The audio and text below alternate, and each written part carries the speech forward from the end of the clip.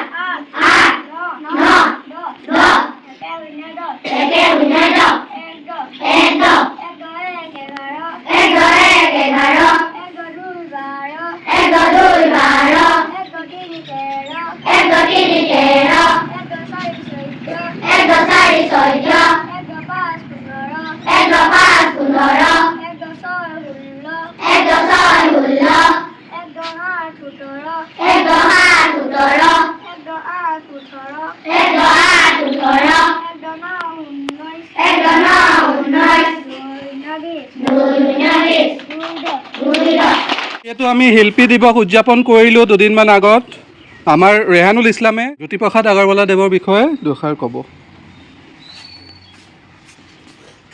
নমস্কাৰ মোৰ নাম ৰেহানুল ইছলাম মই চৰকাৰী প্ৰাথমিক বিদ্যালয়ৰ পঞ্চম শ্ৰেণীৰ ছাত্ৰ মই আজি ৰূপকৰ জ্যোতিপ্ৰসাদ আগৰৱালাদেৱৰ বিষয়ে দুআষাৰ ক'বলৈ আগবাঢ়ি আহিছোঁ স্মৃতি হ'লে মাৰ্জনা কৰিব 1903 চনৰ 17 জুন তাৰিখে ডিব্ৰুগড়ৰ তামোলবাৰী চাহ বাগিচাৰ এক সম্ভ্ৰান্ত পৰিয়ালত জ্যোতিপ্ৰসাদ আগৰৱালাদেৱৰ জন্ম হৈছিল তেখেতৰ পিতৃৰ নাম আছিল পৰমানন্দ আগৰৱালা আৰু মাতৃৰ নাম আছিল কিৰণময়ী দেৱী তেখেতৰ পূৰ্বপুৰুষসকল ৰাজস্থানৰ পৰা আহি তেজপুৰত নিগাজিকৈ থাকিবলৈ লৈছিল তেখেতে সৰুৰে পৰাই এক সাংস্কৃতিক পৰিৱেশত ডাঙৰ দীঘল হৈছিল তেখেতে ডিব্ৰুগড়ত শিক্ষা আৰম্ভ কৰি উচ্চ শিক্ষাৰ বাবে লণ্ডনলৈ গৈছিল তেখেতে বোলছবিৰ শিক্ষা গ্ৰহণ কৰিবলৈ বাৰ্লিনলৈও গৈছিল বাৰ্লিনৰ পৰা ঘূৰি আহি জ্যোতিপ্ৰসাদ আগৰৱালাদেৱে জয়মতী বোলছবিখন নিৰ্মাণ কৰিছিল জয়মতীয়ে হৈছে প্ৰথম অসমীয়া বোলছবি জ্যোতিপ্ৰসাদ আগৰৱালাদেৱে দেশৰ স্বাধীনতা আন্দোলনতো সক্ৰিয় অংশগ্ৰহণ কৰিছিল সেইবাবে এখেতে বহুবাৰ কাৰাবাস খাটিবলগীয়া হৈছিল জ্যোতিপ্ৰসাদ আগৰৱালাদেৱে বহুতো দেশপ্ৰেমমূলক গীত আৰু নাটক ৰচনা কৰিছিল এখেতে 14 বছৰ বয়সত ৰচনা কৰা নাটকখন হ'ল ধুনীত কুঁৱৰী জ্যোতিপ্ৰসাদ আগৰৱালাদেৱে অসমীয়া সংস্কৃতিক ন ৰূপ দিয়াৰ বাবে এখেতক ৰূপ কোৱাৰ আখ্যাৰে বিভূষিত কৰা হৈছে 1951 চনৰ 17 জানুৱাৰী এই মহান ব্যক্তিগৰাকীৰ মৃত্যু হৈছিল এখেতে জাতীয় জীৱনলৈ আগবঢ়োৱা অৱদানৰ বাবে এখেতৰ মৃত্যু দিনটো প্ৰতি বছৰে শিল্পী দিৱস হিচাপে পালন কৰি অহা হৈছে ধন্যবাদ দ্বিতীয় দিনা এই যিটো গতানুগতিক এটা প্ৰক্ৰিয়া বছৰে বছৰে হৈ থকা যাক আমি গুণোৎসৱ বুলি কওঁ গুণৰ উৎসৱ সেই গুণখিনি চাবৰ কাৰণে অধ্যয়ন কৰিবৰ কাৰণে আপোনালোকৰ মাজত আহি উপস্থিত হৈছোঁ প্ৰথমতে সকলোকে আজি এই সুন্দৰ যিটো পৰিৱেশ সৃষ্টি কৰা হৈছে প্ৰাতঃ সভা বা মৰ্ণিং এছেম্বলি মই ধন্যবাদ জনাইছোঁ আৰু আশা ৰাখিছোঁ যে আমাৰ ছাত্ৰ ছাত্ৰীসকলে নিজৰ যিবিলাক প্ৰতিভা জন্মসূত্ৰে আচলতে প্ৰত্যেকে একোটা একোটা গুণ লৈ জন্ম লাভ কৰে গুণবিলাক প্ৰথমতেই এটা আকাৰ দিয়াত ভাষাৰ ৰূপ কৰাত যেনেকৈ পিতৃ মাতৃ বা অভিভাৱকৰ দায়িত্ব, তেনেকৈ তেওঁলোকৰ সপোনবিলাক বাস্তৱায়িত কৰাৰ ক্ষেত্ৰত বিশেষকৈ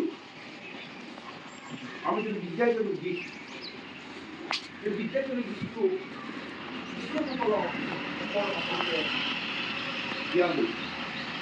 দ্বিতীয় পিতৃ মাতৃ হৈছে শিক্ষক। তাৰ আগতে প্ৰধান দায়িত্ব আপোনালোক অভিভাৱক, পিতৃ মাতৃ, তেওঁলোকৰ যিবিলাক আচৰণ, স্বভাৱ, চৰিত্ৰ,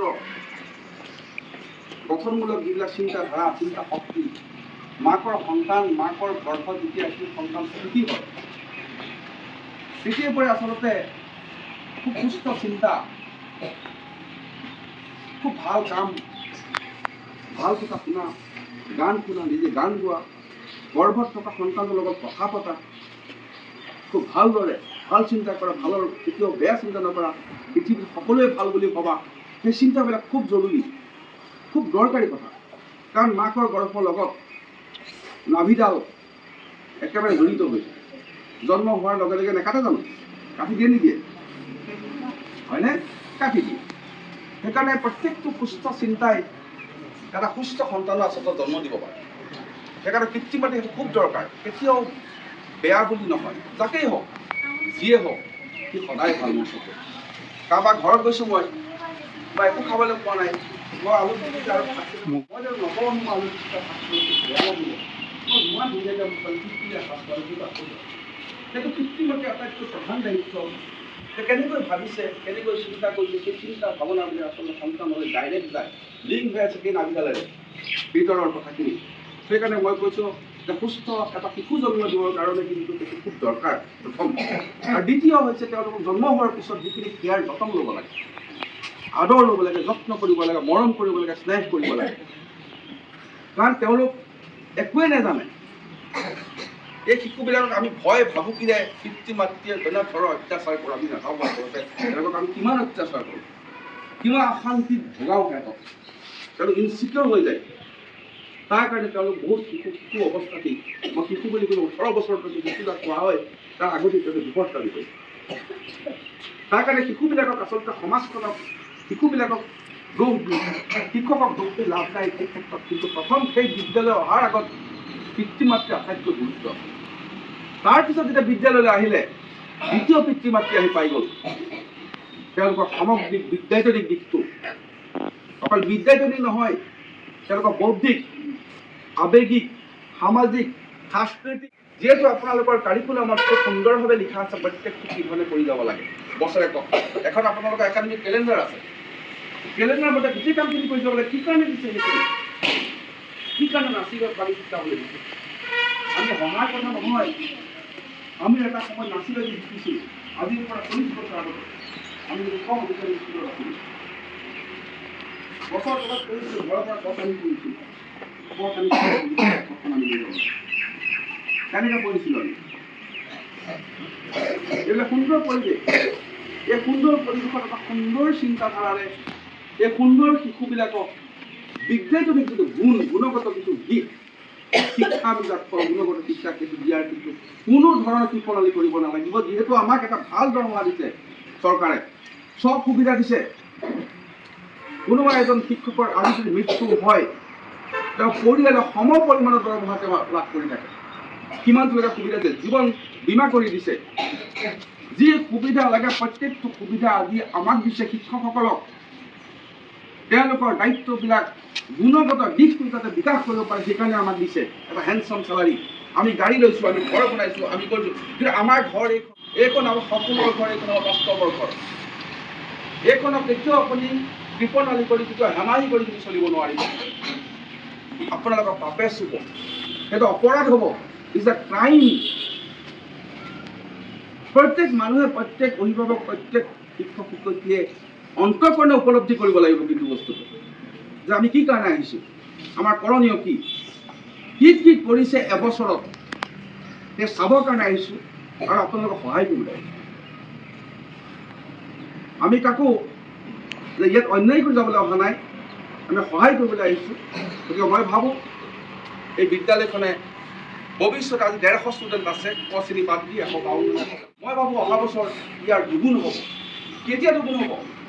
যেতিয়া ইয়াৰ সমাজে দেখিব এই বিদ্যালয়খনৰ যিটো গুণগত দিশ, তাৰ যিটো বিকাশৰ যিটো গতি, যে ক্ৰমবৰ্ধমান যিটো গতি যেতিয়া দেখিব, ইয়াৰ নাম পঞ্জীকৰণ, ইয়াৰ এনৰোলমেণ্ট দিনে দিনে বৃদ্ধি হ'ব। মই সেইকাৰণে সততাৰে, খুব নিষ্ঠাৰে, খুব দেৱা মনেৰে সকলোকে, অকল শিক্ষক নহয়, আৰু পিতৃ মাতৃ আছে, আজি অভিভাৱক আছে, তেখেতসকলক কৈছোঁ যাতে সতৰ্ক দৃষ্টিৰে, খুব সাৱধানতাৰে এই কামখিনি আপোনালোকে কৰি যাওক। এওঁলোক দেশৰ ভৱিষ্যতে মই ভাবোঁ, মই কালি কৈছোঁ, ডক্টৰ, ইঞ্জিনিয়াৰ, বিজ্ঞানী নহ'ব পাৰে, কিন্তু এজন সৎ মানুহ হ'ব পাৰে। 100জনে এজনো যদি সৎ হয়, সেই সমাজখনে আৰু 100জন সৎ। তাকে চিন্তা কৰি মই সকলোকে শুভেচ্ছা দিছোঁ।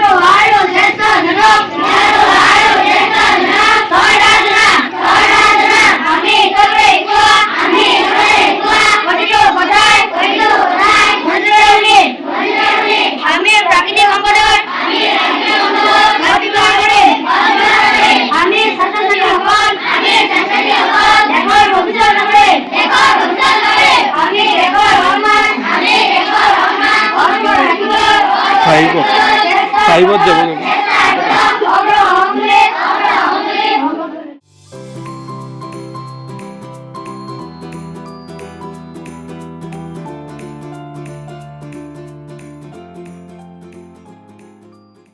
এয়া শিক্ষণৰ উত্তৰণৰ উৎসৱ।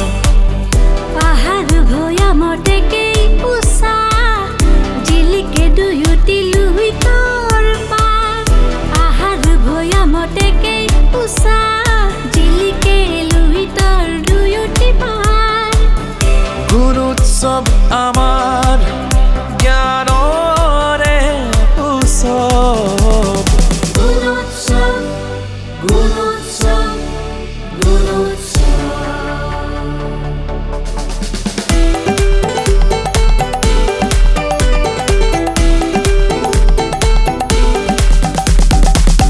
শিকাৰুৰ মূল্যায়কৰী দৃষ্টি। বিদ্যালয়ে লভিব উন্নয়নৰ গতি। সমাজে ৰচিব সোণোৱালী সোপান। পঠনে লিখনে হ'ব বুনিয়াদ নিৰ্মাণ।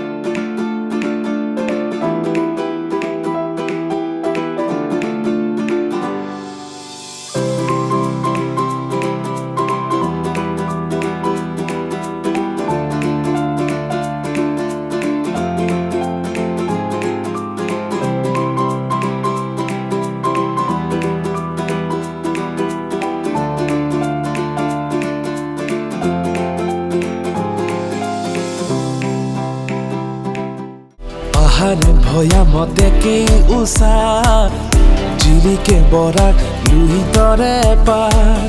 পাহাৰ ভৈয়ামতেকেই উষা জিলিকে লুহিতৰ দুয়োটি পাৰ। গুণ উৎসৱ আমাৰ জ্ঞানৰে উৎসৱ। গুণোৎসৱ গুণোৎসৱ গুণোৎসৱ।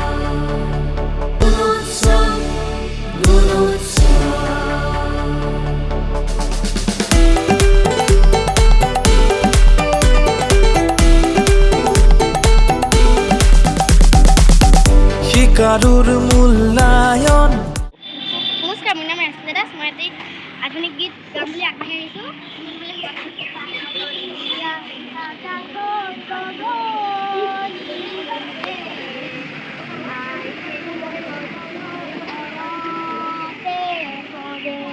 সন্ধিয়া আকাশত বগলী উৰে আইৰে ঘৰলৈ মনতে পৰে বাহৰে আগতে ৰজালি কথা মনতে খেলে ইমান যে দুজনী চকুলো মুখতে আইৰে ঘৰলৈ মনতে পৰে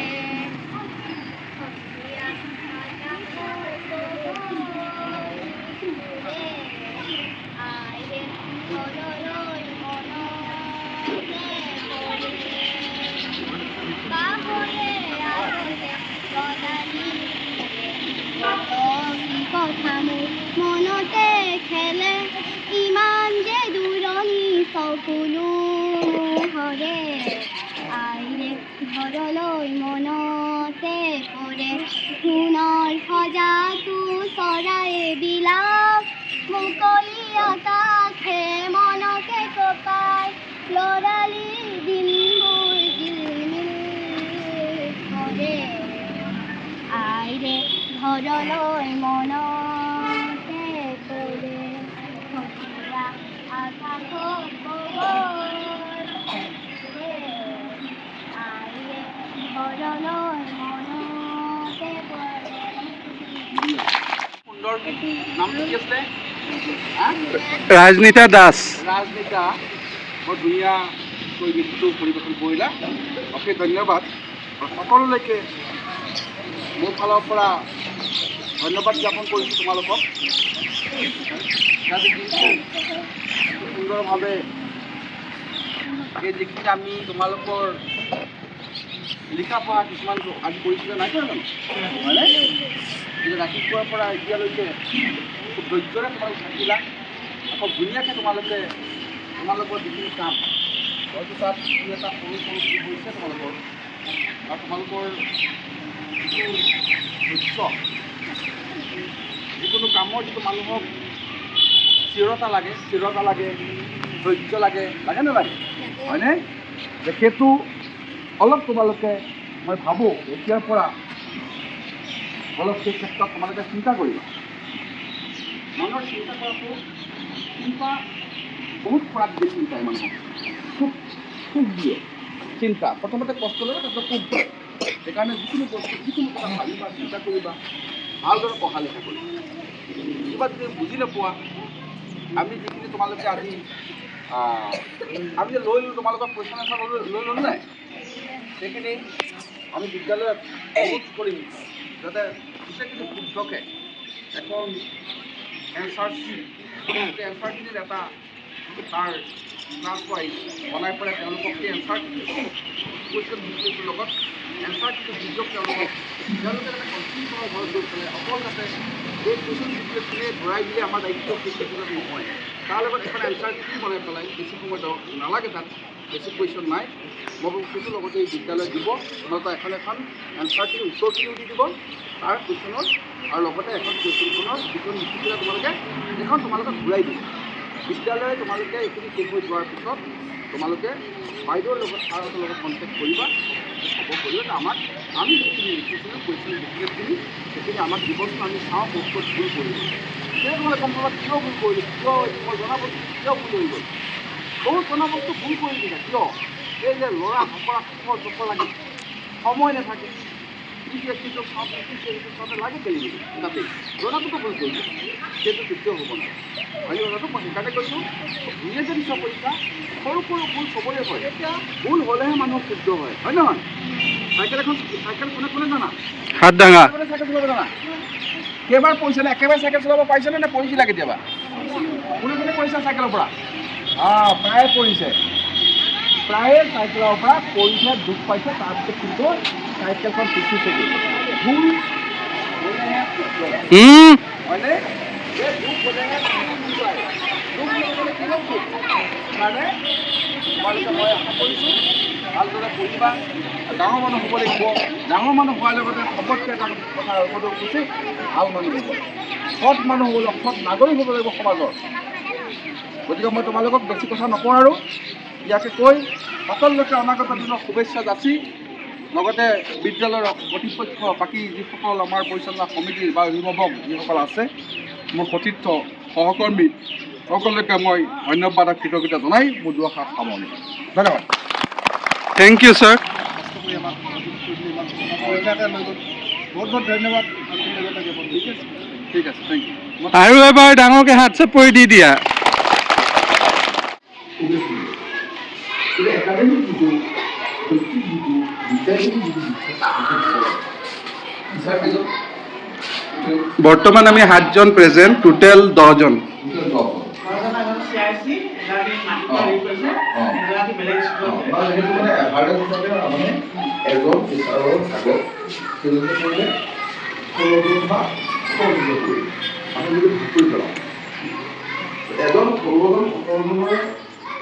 এজনে ছাত্ৰ ছাত্ৰী এজন টিউশ্যন ছাত্ৰী এটা নাম জানিব লাগিব। এটা সমস্যা ক'ত পঢ়াৰ ক্ষেত্ৰত তেখেতসকলে উলিয়াব পাৰিব। সেইটো ডাঙৰ দায়িত্ব। সেই বস্তুটো খুব দৰকাৰ। প্ৰত্যেকজন শিক্ষকে অসমলৈ বেলেগ কথা ভাষাৰ আছে, বেলেগ কথা কিন্তু ভাষাটো খুব দৰকাৰ। আৰু ছাত্ৰ ছাত্ৰীয়ে খুব ভাল পায়। নাম বেছি লাগিব। ঐ এই ল'ৰা ছোৱালী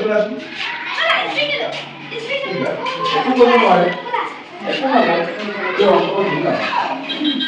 সেইকাৰণে মোৰ এটা আপোনালোকলৈ অনুৰোধ শিক্ষক আৰু অভিভাৱক যে সেই যিটো বান্ধৱী, সেই বান্ধৱীটো দুই পক্ষৰ মাজত মিলিলে হ'ব। দুই পক্ষ এটা পক্ষে নোৱাৰে। ইয়াৰ পৰা 60ৰ পৰা 70 শিক্ষাৰ্থীৰ ল'ৰা ছোৱালী এটা ভাল গ্ৰেজুৱেট হওক, সেইটো কিন্তু বনাব। মই আজি শৈক্ষিক দিশৰ ভিতৰত চাইছোঁ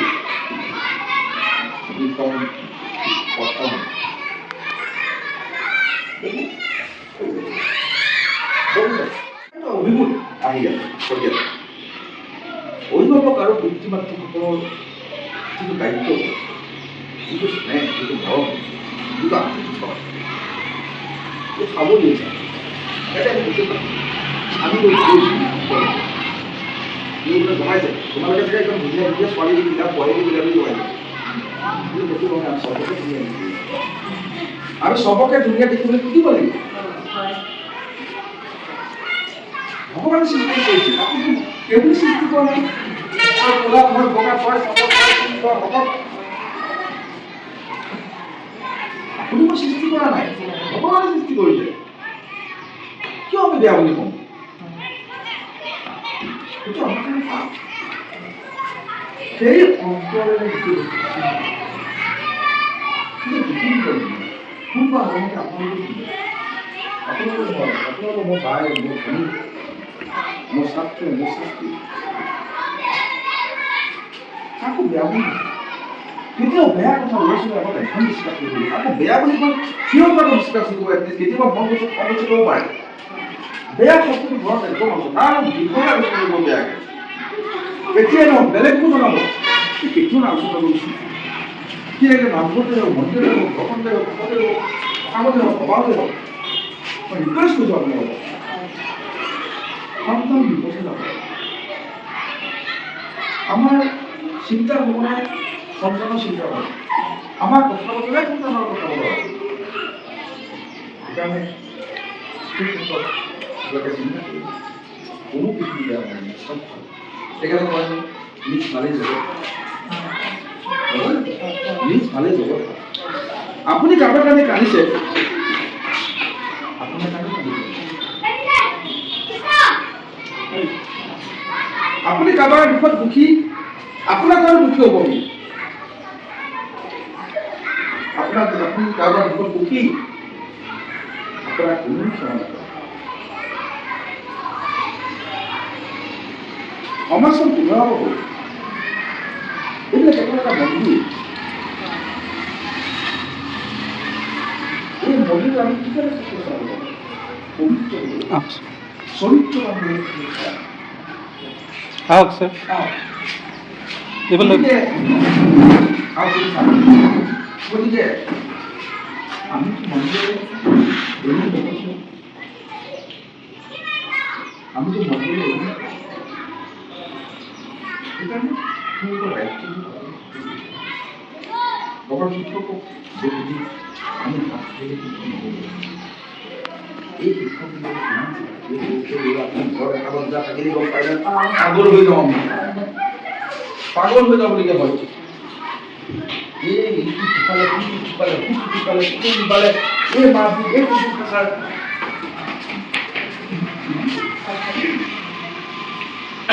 সেইকাৰণে মোৰ মই বিয়াৰি বুলি কৈছিলোঁ তথাপিতো মোৰ বেয়া লাগিলে তাৰ মাজতো বোলো সেইকাৰণে কৰিলোঁ কিবা যদি আপোনালোকে মনটো ভুল কৰোঁ বা কাৰোবাৰ যদি কামটো কৰিছোঁ মই নোৱাৰিছোঁ মই নোৱাৰাটো কৈছোঁ মই একদম কামটোৰ পৰা বেলেগ মই কাৰ্য কৰিছোঁ মই সন্মান জনাইহে কৈছোঁ এইটো হৈছে জীৱনৰ জীৱনৰ গণেশবিলাক এইবিলাকক আমি সন্মান কৰি একো লাভ নাই আমি সন্মান একেসকল কৰিব লাগে আমি সন্মানকে ল'ৰা ছোৱালীখিনি কৰিব লাগে একেসকলে এই ষ্টেজটো বৰ দিয়ে আমি বনাই বহুত সমাজ বহুত জটিল এতিয়া মুহূৰ্তে ইমান এটা সন্মানৰ কালি আমি সঠিক কথা ইমান জটিল হৈ পৰিছে আমি ইমান ঘৰৰ পৰা আমাৰ মানুহ আমি কালি পাতিছোঁ আমি সকলো আপুনি কৈছে কম্পিউটাৰ ধুনীয়া ছোৱালী ধুনীয়া পোৱালী তেনে বুলি কৈছে বাইদেৱে হাঁহিছে কিন্তু আমি চবকে দিব লাগিছে আমি অন্তৰতা দিব লাগিছে ইমান সহজ ইমান সৰল ইমান সহযোগিতা ইমান প্ৰিপাৰেশ্যন ইমান মৰম ইমান স্নেহ আমি সঁচাকৈ মানুহ হিচাপে সেই বস্তুটো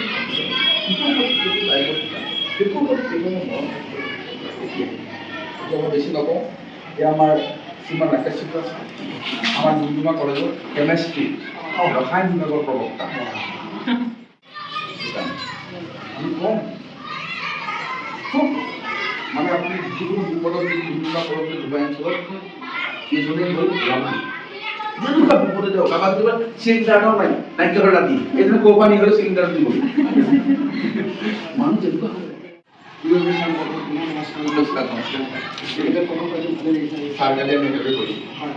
আমাৰ ইয়াত আমি সহযোগ কৰিছোঁ আমি এনেকুৱা ঠাইৰ পৰা ছাত্ৰ ছাত্ৰীবোৰ আহিছে ছাত্ৰ ছাত্ৰী অভাৱে দিনাতীয়াকৈ কটাই তেওঁলোকে এদিন বহুত উৎসাহ হৈছে তেনেকুৱা ছাত্ৰ ছাত্ৰীও আছে আমাৰ আগে আছে যে তথাপিতো কষ্ট কৰিছোঁ যদিও আৰু কষ্ট কৰাৰ আছে ছাৰ বাইদেউত আৰু কষ্ট কৰিব লাগিব শিক্ষকতা কৰি আছে এইখিনি কথাকে কৈ থাকোঁ যদিও আমি নোৱাৰি কৰিব আৰু এই আপুনি যি কথা ক'লে শদিয়ালৈ নাযাব ফটফুল নাখাব এইটো কথা মনতে কি কৈছিলোঁ এই কথা কোনোবা চকু চৰাইহে ক'লে যে শদিয়ালৈ নাযাবি ফটফুল নাখাবি কিয় যিসকলে আহে শদিয়াৰ সঁচাকৈ ঘূৰি যাব দিছে শদিয়াৰ যিটো আতিথ্য আচলতে অসমীয়া মানুহৰ আতিথ্য বুলি কয় কিন্তু শদিয়াখিনি এতিয়াও বৰা চাউলৰ আশা বেছি কৰাটো বেছি আছে গতিকে যিসকলে ঘূৰি নাযায় সেইসকলক আমৰি কমলৈ কয় যে শদিয়ালৈ নাযাব ফটফুল নাখাব তাৰমানে কেঁচা পাতৰ নিমখ বনাৰ লগে লগে যেতিয়া গলি যায় শদিয়ালৈ অহাৰ লগে লগে শদিয়াৰ আতিথ্যত মানুহবিলাকে ভুল গৈ মানে ইয়াত থাকি যায় আৰু এটা কথা কি শদিয়াত যেতিয়াই নামাতে ছোৱালীয়ে নামাতে কথা এটা আছে এতিয়া যেতিয়াই মাতে ছোৱালীও মাতে কিন্তু যেতিয়া ছোৱালীয়ে মানে আপোন ঘৰত আহিব তেতিয়া ইমানেই আতিথ্য পাব বেলেগ ভাবে নহয় আমাৰ আলহীসকলক পাহৰি যায়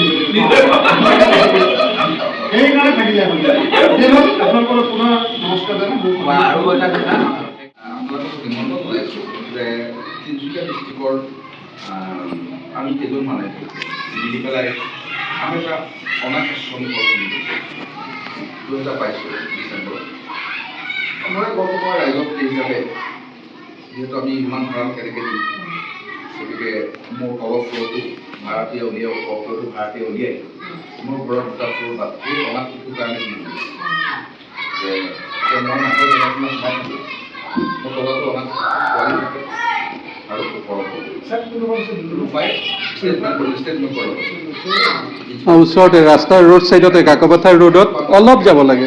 আমি নিজেতো পোন্ধৰ বাচ্চা 6 বছৰ বা 18 বছৰ এই যে স্কুল এখন আছে প্ৰাইভেট স্কুল তাৰ লগতে আমাৰ 13জন বাচ্চা আছে মেণ্টেলি গাৰ্ডেড আছে কোনোবাই কাম নকৰা সৰু বাচ্চা কোনোবা কলা বোবা কাৰোবাৰ তেনেকুৱা হেৰি বিভিন্ন ধৰণৰ মানে সেইবিলাক নিজে বিচাৰে বিভিন্ন বিচাৰে আৰু এতিয়া 13জন বাচ্চাক আমি তাতে আমি নিজৰ উলিয়াই কৰোঁ আমি এটা সংস্থা কৰি তেওঁলোকক আমি সংস্থাবিলাক কাৰ্যকলাপ দিছোঁ চাকৰি দিছোঁ নহ'লেও আমি যদি নিজৰ পৰা আমি দিছোঁ আমি 7জনক আমি 13,000 আৰম্ভ কৰি লাষ্ট আমি 7,000 তেওঁলোকক দৰমহা দিওঁ আমি নিজৰ পৰা নিজৰ চেলাৰী 100 টকা পৰা ৰিচিভ কৰি সেই দৰমহা আজৰি সময়ত জীৱনটো আমি তেনেকৈ প্ৰথমতে আৰম্ভ কৰোঁ গতিকে এই মুহূৰ্তত অনাৰ ইয়াৰো এজন আছে পৰিয়াল আমি 4 মাহৰ অভিজ্ঞতা ইয়াৰ পৰা ৰেস্কিউ কৰিলে পৰা আমাৰ আপোনালোকে এইটো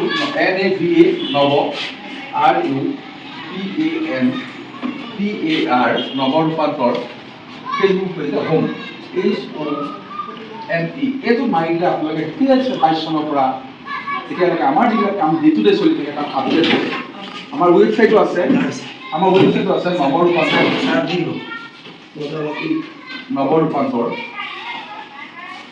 নৱ ৰূপান্তৰ CCI চাইল্ড কেয়াৰ ইনষ্টিটিউশ্যনটো আছে .org CCI নৱ ৰূপান্তৰ CCI C for child C for care I for institution .org এইটোত চাইল্ড কেয়াৰ ইনষ্টিটিউশ্যন CCI.org হ'লে এইটোত মাৰিলে এইটো ৱেবছাইটত মাৰিলে গোটেই আমাৰ ডিটেইলছ পাব আৰু এইটো যদি ফেচবুক পেজত আপোনালোকে ফ'ল' কৰে আপোনালোকে তাৰ আপডেটবিলাক পাই থাকিব তাত আপোনালোকে শ্বেয়াৰ কৰিব পাৰিব আৰু যদি কিবা থাকে আমাৰ নিজৰ একাউণ্ট আছে কোনোবাই যদি বাৰ্থডে পাতিব যাব নোৱাৰে একাউণ্ট নম্বৰটো আপুনি শ্বেয়াৰ কৰিব পাৰে মই শ্বেয়াৰ কৰি দিম গতিকে বোলে নহয় মই সিহঁতৰ জোকাই এজনক দিম বোলে 200 টকা এটা লাগে বোলে আপোনালোকে কেনেকুৱা বোলে মই 200 টকা আমরা কিভাবে দেখি বা আপনাদের এটা লোকটা কি এনেকা আপনাদের কেতিয়াবা যদি ভাবে এনেকা আপনাদের শেয়ার করতে পারে আমার অর্গানাইজেশনের অ্যাকাউন্ট আছে আর আপনাদের ভিজিট করে আমি সবাইকে ভালো ভিজিট করতে বা সাব আপনাদের কেনেকা লাগিব ঠিক আছে এরিলো থ্যাংক ইউ স্যার মূল্যায় কৰি দৃষ্টি বিদ্যালয়ে লভিব উন্নয়নৰ গতি সমাজে ৰচিব সোণোৱালী সোপান পঠনে লিখনে হ'ব বুনিয়াদ নিৰ্মাণ আহাৰ ভৈয়ামতেকে উষা জিলিকে বৰাক লুহিতৰে পাৰ আহাৰ ভৈয়ামতেকে উষা জিলিকে লুহিতৰ দুয়োটি পাৰ গুণোৎসৱ আমাৰ